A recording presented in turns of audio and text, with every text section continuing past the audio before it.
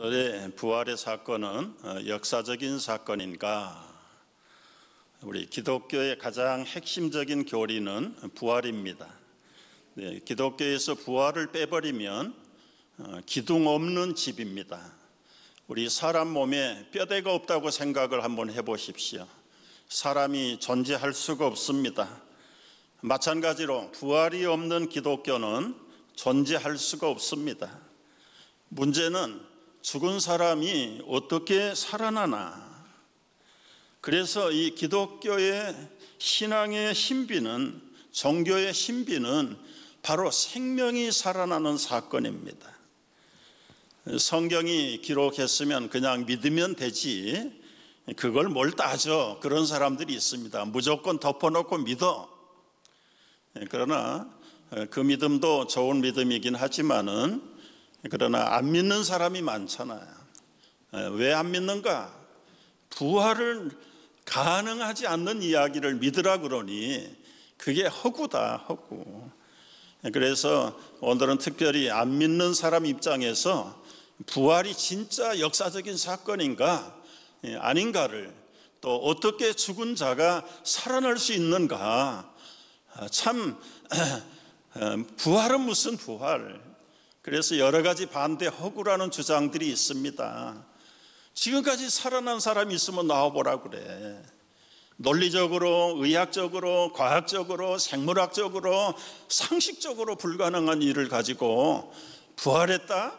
그건 일종의 종교 사기지, 사기. 그래서 예수님의 죽음을 사기극으로 몰아가는 사람도 있고, 어떤 사람들은 기절했다, 기절. 완전히 숨이 끊어지지 않았는데 가사설을 주장하기도 하고, 때로는 유대인이 시체를 훔쳐갔다 그러기도 하고 제자들이 훔쳐갔다 그러는데, 이게 이제 허구 주장의 전부입니다. 전부. 정말 그럼에도 불구하고 예수님은 부활하셨습니다. 할렐루야. 그런데 문제는 이게 역사적인 사실이냐 아니냐, 이게 중요한 거예요. 이 부활의 증거는 과연 뭘까? 정말 현대인들이 납득할 만한 증거가 있을까? 그걸 오늘 우리가 좀 리서치하고 찾아보려고 하는 겁니다. 예수님의 부활이 사실이라는 팩트, 사건 1번, 정말 예수님의 십자가는 죽은 다음에 무덤에 장사됐다, 장사. 여러분, 이게 요셉 아리마대의 무덤에 장사된 사건입니다. 그러나 여러분 한번 생각을 해보십시오. 예수님은 700년 전에 이사야 선지자가 말씀하셨어요. 그 묘실이 부자와 함께 되었도다. 여러분, 살아생전에도 예수님은 완전 무소유였어요. 여우도 굴이 있고 공중에 나는 새도 깃들일 보금자리가 있는데 인자는 머리 둘 곳이 없다, 머리 둘 곳이 없다. 살아서도 소유가 없는 완전 무소유의 예수님이 당신 죽어서 묻힐 롱아일랜드에 여러분 세미터리에 하나 예매를 하셨을까요? 가당치도 않는 이야기입니다. 살아생전에서도 대책이 없이 사신 분이 죽은 다음에 무덤까지 챙길 수 없는 그런 입장임에도 불구하고, 일단 죽으셨을 때 이사야 선지자가 700년에 예언한 대로 아리마대 요셉이라는 아주 권세가 지체가 높으신 부자가 나와서 예수님의 시신을 당신이 묻힐 무덤에다가 장례를 하게 되었던 것입니다. 여러분, 이제 그건 성경이 증거하는 거고, 안 믿는 사람들이, 요즘 말로 하면 이것이 알고 싶다, 그런 PD들이 가가지고 하나님도 안 믿고 예수를 반대하는 사람들이 가서 진짜 예수의 부활 사건이 진실인가 허구인가, 그걸 좀 속속들이 파헤쳐주는 그런 사람들의 의견들을 좀 찾아보면 좋겠다. 그래서 뽑아낸 사람이 타키투스라는 사람. 이 사람은 로마 시대에 요즘 말로 하면 아주 최고로 잘 나가는 PD 같은 사람이에요. 얼마나 의식이 많았는지 역사서를 기록하고 게르마니아라고 하는 민족의 전기를 쓰기도 하고 연대기를 기록했던 사람입니다. 이 타키투스라고 하는 이 저술가요, 역사학자요, 아주 당대의 유명한 석학이에요, 석학. 이분이 연대기를 15권 이상을 썼는데 44장 2절에 이 기록한 내용을 언더라인 한 겁니다. 언더라인 했는데요, 그걸 후대에 찾아낸 거죠. 그 언더라인 한 것이 뭔가, 여러분, 이분은 분명하게 빌라도에게 사형언도를 받고 그리고는 십자가에 처형되었다. 자기가 믿지 않는 예수의 하나님의 가족도 아니에요. 그러나 역사를 기록하는 기자로서 분명히 빌라도에게 사형언도를 받고 십자가에서 처형되었다는 구절이 기록이 되어 있다. 그 다음에 여러분, 이 타키투스보다 더 유명한 사람, 이 유대 역사가 요세푸스라고 하는 사람, 37년에 출생을 해서 100년,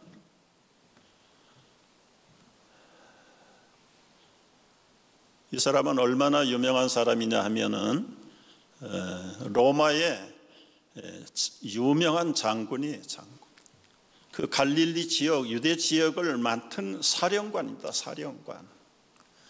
그 밑에는 수많은 군대들을 거느리고 그 군대들을 구역별로 나눠 가지고 철통같이 식민지 정책을 해서 팍스 로마나를 세우는 일에 일종의 지역 사령관이고, 한국으로 말하면 일제 총독의 한국 총독이에요. 유다를 다스리는 총독으로, 장군으로 파송을 받은 사람이 이 요세푸스라는 사람. 그래서 지역마다 사건마다 정례적으로 특별한 사건이 있을 때는 특별 보고서가 자세하게 기록을 해서 각 처에서 올라오고, 그런 것들을 모아가지고 나중에 퇴역한 다음에 우리 대통령들 회고록을 기록하듯이 자기 재임 기간에 있었던 모든 역사들을 다 책으로 만들어낸 사람. 그러니까 육하원칙에 의한 보고서, 거기에는 무슨 신앙적인, 주관적인, 개인적인 그런 사상이나 자기 편견이 들어가지 않는 객관적인 역사서를 기록한 사람이 요세푸스입니다. 그분이 기록한 문서들을 보면은 이제 그것을 연구해서 후대 학자들이 그 요세푸스의 그 방대한 자료집들을 다 연구를 해서 자기 분야, 자기 관심 있는 분야들 속에 정말 이 사람의 사건이 객관적인 역사적인 사건이었냐. 그래서 그 기록을 찾아가지고 현장을 찾아가서 발굴하기 시작한대요. 발굴. 여러분, 2000년이 지나면서 지진도 일어나고 홍수도 오고 풍화작용에 의해서 다 매립되고 무너지고 없어지고 땅에 묻혀버리고, 그런 것들을 일일이 다 그 기록의 근거에 의해서 찾아내는 학자들이 수십 명, 수백 명이에요. 그래서 책을 만들어낸 모든 후배 석학들이, 여러분, 이게 인터넷 한번 들어가서 찾아보십시오. 석학들이 수백 명인데 그들 나름대로 다 책을 발간해요. 요세푸스의 객관적인 역사 사건을 중심으로 자기 분야, 자기 전문, 그리고는 자기가 관심 있는 분야를 철저하게 뒤져가지고 자기 이름으로 책을 낸 사람들. 여러분이 한글로도 번역된 것들이 얼마나 많은지 몰라요. 그 요세푸스가 기록한 내용에는 글로도 썼지만 그림을 그때는 카메라가 없을 때니까 그림을 그리기도 하고, 이제 후대의 이 교수들이, 학자들이 그 요세푸스의 기록과 자기들이 가서 사진을 찍어서 발굴한 것들을 비교하기도 하고, 그래서 요세푸스의 그 기록이 얼마나 역사적이고 객관적이고 그리고는 사실인가를 후대 석학들이 하나하나를 다 연구해서 증거를 하는데, 그 중에 예수에 관한 요세푸스의 언급이 기록이 되어 있습니다. 기록이 되어 있습니다. 참 철저하게 기록을 했는데요, 그 기록의 내용을 보면은 요세푸스가 가장 유명한 구절은 유대 고대사에서 예수를 2번 언급하는데, 첫 번째 언급이 포함되어 있는 이 플리무스의 증언이라는 그 구절, 일반적으로 인정되는 본문의 양식대로 읽으면 이렇게, 이게 이제 요세푸스가 기록해 놓은 원본입니다. 원본을 사진을 찍은 거죠. 라틴어로 기록이 되어서 우리는 읽을 수가 없는데, 이걸 번역을 하면 이런 내용이에요. 이 무렵에는 예수가 살고 있었는데 실은 그를 사람으로 불러야 한다면 지혜로운 현자이었다. 그가 깜짝 놀랄 만한 행위를 수행하였고 진리를 즐거이 받아들이는 사람들의 스승이었다. 따라서 빌라도가 우리 가운데 가장 깜짝 놀랄 만한 행위를 수행했는데, 그는 많은 유대인과 그리스도인들 중에 많은 이들의 마음을 얻었다. 그는 메시아였다. 그리고 빌라도가 우리 가운데 가장 주요 인물들의 고발로 그를 십자가에 못 박아서 정죄했다. 처음 그를 사랑하게 된 사람들은 그 사랑을 멈출 줄 모르고, 그는 죽은 지 사흘 만에 다시 살아나서 그들에게 모습을 보였다. 예언자들이 이런 일들과 그에 관하여 다른 수천 가지의 경이로운 점들을 예언하였기에 그의 이름을 딴 그리스도인이란 종족은 오늘까지도 여전히 사라지지 않고 있다.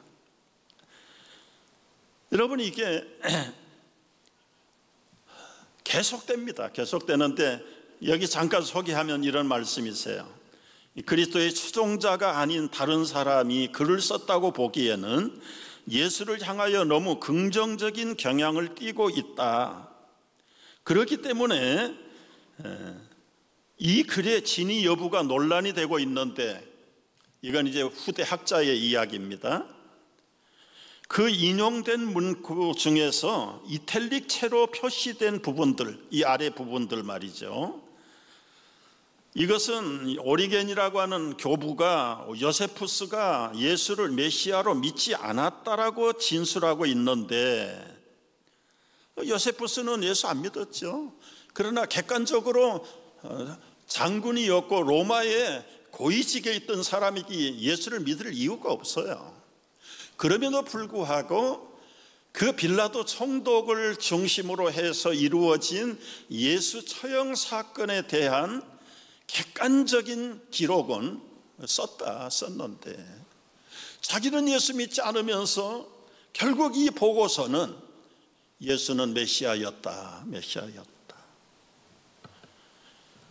이것을 누가 부정할 수 있겠는가? 참 놀라운 일이죠. 그 외에도 여러분, 랍비들은 유대인들의 율법사가 랍비죠. 율법의 랍비들은 예수를 지금도 안 믿잖아요. 지금도 안 믿어요. 2000년이 지난 지금도 안 믿어요. 그런데 그 랍비들의 기록한 그 구전의 기록에 의하면 예수님 떠난 지 한 200년 지난 다음에요, 예수가 마술을 행하고 이스라엘을 그릇된 길로 인도하여 불충한 자로 만들었다고, 아무도 그를 변호하지 않아 유월절 축제 전날 밤에 매달았다, 분명히 기록을 했다. 죽은 것까지는 기록했는데 부활했다는 것은 랍비들은 쓰지 않은 거죠. 이 외에도 이 시리아 출신의 스토아 철학자 이 사라피온이라는 사람의 기록에는 얼마나 저상하게 있는지 제가 다 시간을 절약하기 위해서 동일한 내용들이고 학설이라 그냥 이름만 부석해요. 이 플리니우스라고 하는 로마의 정치가 역시 서간문에서 그 역사적인 문헌들이 지금도 이런 모든 것들을 종합을 해볼 때 이 사람은 어떤 사람이냐면 게르트 리데만이라고 하는 독일 신학자입니다. 자유주의 신학자입니다. 여러분, 독일 자유주의 신학자들은요, 하나님 죽었다라고 믿는 신학자들이에요. 그래서 이 사신신학을 만들고, 나는 아직도 안 풀리지 않는 게 하나님이 죽었으면 끝이지 어떻게 죽었는가 그걸 연구하는 신학자들인가? 하나님이 없다고 주장하는 사람의 대표 같은 이 게르트만 리데만이라고 하는 이 자유주의 신학자도 그는 모든 걸 다 리딩하고 연구한 끝에 부활의 비역사성을 주장하는 학자가 예수님의 십자가형과 시신매장이라는 첫 번째 팩트는 인정했다. 아직 부활은 인정하자. 죽어서 무덤에 매장됐다는 것은 분명히 이 자유주의 신학자도 인정을 한다. 혹시 십자가형을 받고도 죽지 않았던 것 아닐까? 이게 이제 가사설이나 기절설을 들고 나오려고 하는 사람들의 유추하는 생각들인데 그건 불가능하다. 불가능. 왜냐하면 당시에 제수가 도망가고 살아난다면 그 담당 군인이 자기 목숨을 바쳐야 됩니다. 그렇기 때문에 철저하게 자기들이 간직하고 지켜야 되는 그 제수들에 대해서는 놓칠 수가 없어요. 누가 와서 훔쳐갈 수도 없어요. 일단은 우리가 객관적인 사건에서 예수님이 죽어서 무덤에 장사됐다. 이것은 누구나 다 인정하는 것이다. 두 번째 사건. 그런데 그 예수님이 장사된 무덤이 빈 무덤으로 발견됐다. 여러분, 예루살렘 유대 나라는 우리나라의 지형하고는 달라서 흙이 없어요. 대부분이 다 바위돌. 그래서 이 무덤의 시체는 동굴 무덤에 쓰는 게, 이 돈이 없는 가난한 사람들, 여러분 예루살렘 한번 가보십시오. 거기는 공동묘지가 다 돌을 싸가지고 돌로 덮었잖아요. 돌로 덮. 결국은 예수님이 이 묻힌 아리마대 요셉의 무덤이 결국은 비어 있더라. 이 돌문이 굴러가 버렸다. 그 안에는 예수님이 입으셨던 수의가 그대로, 여러분 한번 보십시오. 그냥 있는 거예요. 아마 일어나서 수의를 벗었는지, 벗었으면 이게 헝클어졌을 텐데 머리가 있던 부분, 다리가 있던 부분, 마치 바람이 빠져나간 풍선처럼 예수님의 몸과 실체는 사라지고 그분의 수유만 그대로 딱 남아있다. 그러니까 이게 무엇을 증거하는가? 훔쳐갔다 그러면 이걸 벗겨놓고 가면은 저렇게 가지런히 있을 수가 있겠는가? 그리고 병사들이 지키는데 언제 벗길 시간이 있겠어요? 통째로 들고 나가든지 했겠죠. 여러분, 우리가 잠옷을 벗어놓는 자리를 보십시오. 어떻게 저렇게 가지런히 몸만 빠져나오는 것처럼 수위가 남아있을 수 있습니까? 훔쳐간 건 주장이라는 게 이런 증거를 볼 때는 터무니없어요. 유대인들이 예수의 시신을 훔쳐갔다? 그러면 부활했다라고 떠들 때 야, 아무 소리 말어. 여기 너희들 스승 여기 있어 하고 시체 내놓으면 끝나는 거 아니에요. 유대인들이 왜 그걸 안 했는지 모르겠어요. 자기들이 지키고 있다가 부활했다라고 떠들면 실증을 보여주면 되잖아. 여기 시체가 있는데 무슨 소리야, 딴소리 하지 마. 그러면 아마 유대인들이 바라는 대로 기독교가 오늘날 존재하지 않았을 겁니다. 그러니까 유대인들이 시신을 훔쳐갔다는 말도 맞지 않는 말이에요. 제자들이 여러분 시신이 사라졌다라고 거짓 소문을 냈다고요? 절대로 여러분 유대인들은 시신을 중요하게 생각하기 때문에 스승의 시신을 훔쳐간다는 것도 말이 안 돼, 말이야. 더더구나 이 소문이 퍼지도록 여러분이 예수님이 부활하기를 기다렸다면 맨 처음 빈 무덤을 발견한 증인이 누굽니까? 여자라고 기록하면 안 돼요. 왜냐하면 여자들은요, 좀 미안한 얘기입니다만 유대 사회에서는 증인으로도 채택을 안 했습니다. 재판정에서 증인으로 여자를 채택 안 했어요. 그만큼 여자들을 하대하고 인간으로 취급을 하지 않는 그런 시대에 여자들이 소문을 퍼뜨렸다? 이게 제자들이 의도적으로 하고 싶었다면 그야말로 베드로가 아니면 제자들이 남자들이라도 퍼뜨렸는데 어떻게 여자들이 소문을 그러니까 누구나 안 믿지만은 여러분 여자들의 소문이 얼마나 무섭게 번지는지 남자들에게 보여주지 않는 이유, 여자들은 입이 빠르잖아요. 그래서 퍼뜨렸는데 시신을 본 사람이 없잖아요. 그러니까 긴가민가 하는데 결과적으로는 여기 게리 하버마스라고 하는 이분도 그의 저서에서 이런 고백을 해요.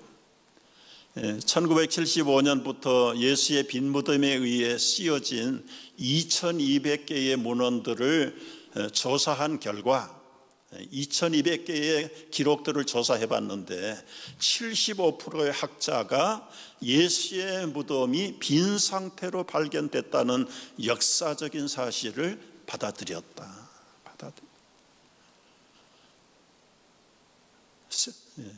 팩트 세 번째는요, 부활한 예수님을 만났다고 주장한 사람들, 그리고 부활한 주님을 만난 사람들의 달라지고 변화된 그들의 삶이 객관적인 증거를 가지고 있다.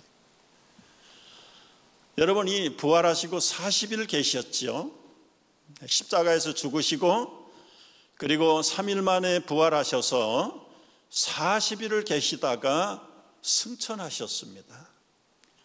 그런데 단순히 날짜만 40일 지나간 것이 아니라 여기저기서 예수님을 만났다고 주장한 사람들이 나타나기 시작했어요.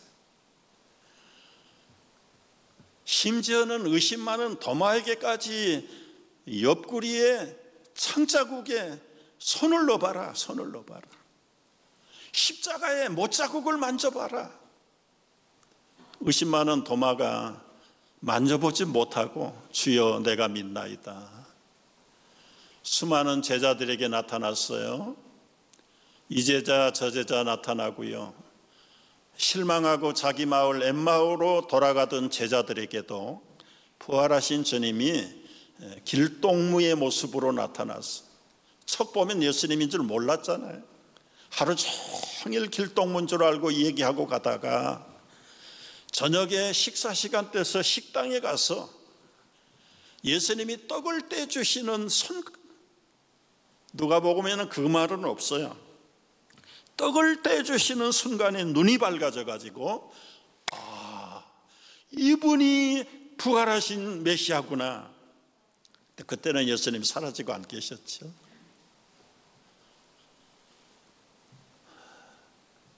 이 그림은 사울에게까지 나타난 그림입니다. 만약에 여러분 몇 사람이 예수님의 부활을 주장했다면 그들은 미친 사람 취급받았죠. 제정신이냐. 그런데 몇 사람이 아니라 500명의 형제들이 일시에 부활하신 주님을 만나.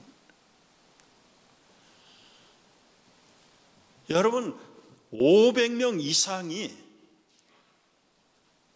그 잔인한 십자가 고문을 당하시고 사형을 당하시고 그 돌문으로 지켜서 로마의 수도 경비사의 특별 경비사들이 지키는 그 무덤 속에서 살아나신다.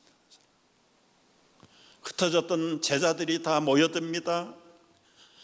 겁이 많고 희망했던 제자들이 이제는 부활하신 주님을 만나고 나서 담대하게 나가서 너희가 죽인 그 그리스도가 메시아다, 메시아.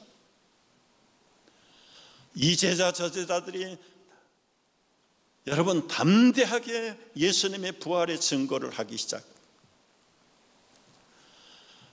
예수를 미워했던 사람들조차도 예수님의 부활을 전하는 일에 목숨을 걸기 시작. 대표적인 사람이 사울이죠. 바울이죠. 이 사울이 나타나신 예수님을 보고 쓰러져. 그 유명한 렘브란트가 그린 그림입니다. 여러분, 이 사도들이, 제자들이, 예수님의 살아나심을 만난 사람들이 입에서 입으로 증거하면서 그 부활의 사건을 받아들인 사람들이 모여서 여기저기 교회가 출현하게 됐어요. 교회가 세워지게 된 거예요. 불과 20, 30년 안에 기독교가 폭발적인 부흥을 맞이합니다. 놀라운 일이에요. 수많은 사람들이 예수님을 하나님의 아들로 믿게 됐어요. 여러분, 이제 다수의 학자들이 인정하는 역사적인 사실은 그 특징이 어떤 특징을 가지고 있느냐 하면 정말 신화나 전설 같은 이야기가 이렇게 삽시간에 수많은 나라, 수많은 백성들을 뒤집어 놓을 수 있는가? 하나의 역사적인 사건이 입에서 입으로 전해져서 이 전설의 경향성을 보이는데, 여러분, 이 두 세대 안에 이 신화 같은 죽은 사람 살아난 부활의 소문이 진짜로 퍼져나간 기간이 두 세대 안에 끝나버렸다는 거예요. 두 세대. 두 세대면 길어야 60년입니다, 여러분. 하나의 전설, 그리고 옛날에 무슨 이야기가 후대에까지 넓게 전해지기까지는, 여러분 보세요, 공자의 가르침이 자리를 잡을 때까지 3,000년 걸렸다. 3,000년. 석가모니의 가르침은 230년에서 600년이 걸렸고, 그런데 여러분, 예수 그리스도의 부활의 사건이 불과 18년에서 60년밖에 안 걸렸다. 얼마나 타이밍을 맞추셨는지 갈라디아 4장에 보면 때가 참에 하나님께서 아들을 보내셨는데, 그때는 로마가 세계를 지배할 때고 모든 길은 로마로 통할 때, 일반 역사학자들이나 정치가들은 자기들의 팍스 로마나를 세운다고 세웠지만 하나님의 복음을 준비하기 위해서 세웠다는 것은 요만큼도 예측도 못하고 상상도 하지 못. 그 하나님의 스케줄에 맞춰서 불신자 로마 제국이 복음이 확산되는 모든 객관적인 기초 자료를 다 만들어. 길만 만든 게 아니고요, 그 제국의 언어를 통일시켜버려요.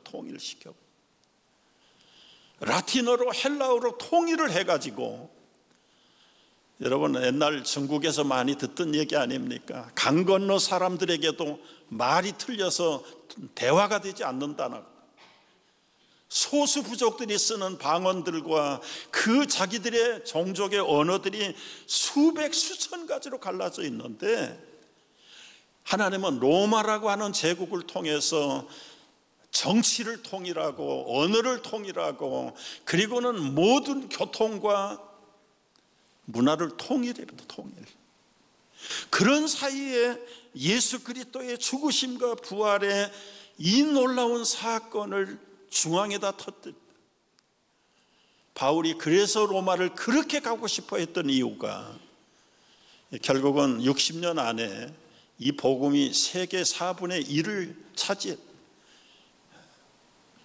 AD 30년에 일어난 이 노마의 사건, 이 예수님의 부활의 사건이 결국은 반역자로 처형당한 예수의 사건이 죽음 후에 수많은 사람들의 부활의 모습으로 부각이 됐다. 부각이.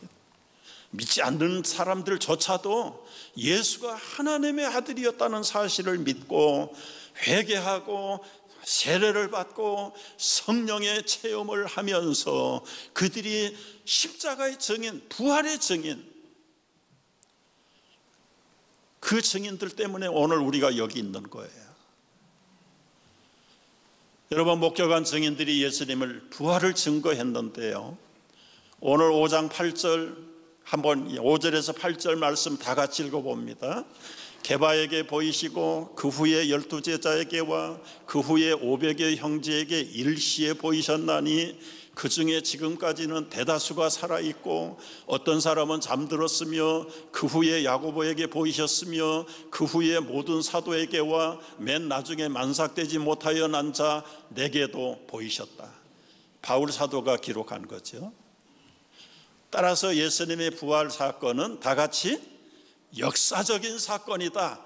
역사적인 사건이다. 아멘입니까?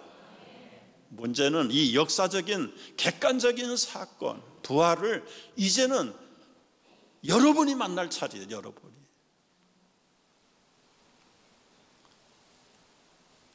만약에 부활을 믿지 않는다면 삶이 헛되다고 그랬습니다. 여러분, 죽은 자가 다시 살아나지 못한다면 내일 죽을 텐데 먹고 마시자. 무슨 의미가 있어요? 사람들은 먹는 데다가 생명을 걸어요.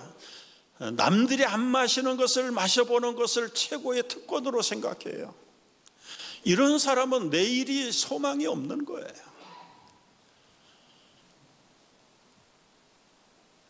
하루 사이하고 메뚜기가 놀다가 헤어지면서 야, 내일 만나자 그랬더니 하루살이가 내일이 뭔데? 내일 몰라요. 하루살이에게 무슨 내일이 있습니까?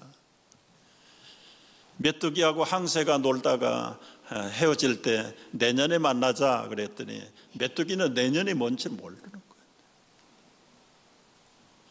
여러분, 내일이 없는 사람들은 그저 먹고 마시는 게 그들의 삶의 최고의 가치예요. 그러나 그 생명이 끝나면 얼마나 헛된 것입니까? 부활이 없다면 믿음도 헛것이다. 믿음도 헛것이다. 여러분, 여기 14절 다 같이 읽어봐요. 그리스도께서 만일 다시 살아나지 못하셨으면 우리가 전파하는 것도 헛것이요 또 너희 믿음도 헛것이다. 너희 믿음도 헛것이다.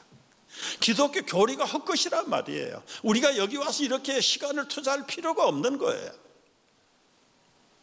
부활을 믿지 않으면 내세가 영원한 저주뿐입니다. 저주뿐이. 한 번 죽는 것은 정한 이치인데 그 후에 심판이 있다. 악인에게는 영원한 형벌의 심판이 있고 의인에게는 생명의 심판이 있을 뿐입니다. 여러분, 우리는 믿으면서 이 부활을 중요하게 별로 생각을 안 하는데 그냥 현실에 먹고 마시는 일, 더 복받는 일, 건강한 일, 영원히 이 땅에서 장수하는 일에만 관심을 가졌지 영원히 사는 부활의 영생에 대해서 별로 관심이 없어. 별로 관심이. 우리가 오늘 부활절을 맞으면서 정말 부활을 믿는 자들에게 주시는 축복이 무엇입니까? 다 같이 이제 그리스도께서 죽은 자 가운데서 다시 살아 잠자는 자들의 첫 열매가 되셨도다. 사망이 사람으로 말미암았으니 죽은 자의 부활도 사람으로 말미암는도다. 아담 안에서 모든 사람이 죽은 것 같이 그리스도 안에서 모든 사람이 삶을 얻으리라. 아멘. 아멘. 여러분, 이제 문제는 어떻게 예수의 부활의 생명을 나의 생명으로 바꿀 수 있을까요? 오늘 우리가 행하게 되는 성찬식의 비결이 있어요. 비결이. 인자의 살을 먹지 아니하고 인자의 피를 마시지 아니하면 너희 속에 생명이 없다. 내 살을 먹고 내 피를 마시는 자는 무엇을 가졌다? 영생을 가졌고 마지막 날에 내가 그를 다시 살리리니 다 같이 내 살은 참된 양식이요 내 피는 참된 음료로다. 음료로다. 여러분, 우리가 이제는 설교 끝나고 성찬에 참여할 때 비록 작은 떡이지만 작은 잔을 우리가 마시지만은 이게 기념설이고 상징설입니다. 그 떡은 예수님이 나를 위해서 찢기신 살이요, 그 잔은 나를 위해서 흘리신 구속의 피다. 이 잔과 이 잔 떡을 먹는 자들은 영생을 가졌다. 영생을 가졌다. 여러분, 우리가 살아나는 건 나사로처럼 살아나는 거 아니에요. 나사로는 여러분 부활이 아니라 소생한 거예요. 소생한 사람은 또 죽어요. 그러나 부활한 사람은 예수님이 부활의 한 번, 예수님은 영원히 살아계시다. 믿으십니까? 앞으로 우리가 받을 부활은 나사로의 소생이 아니라 이제는 영원한 삶을 예수님으로부터 받게 되는데, 그 부분적인 실감에 떡을 먹고 잔을 마실 때 우리 속에 믿음의 세계 속에서 시작되고 이루어진다는 사실을 깨닫고, 정말 우리가 떡을 받으며 잔을 마시면서 영원히 살아계신 생명의 주님의 부활을 우리가 맛보는 시간 되기를 축복합니다.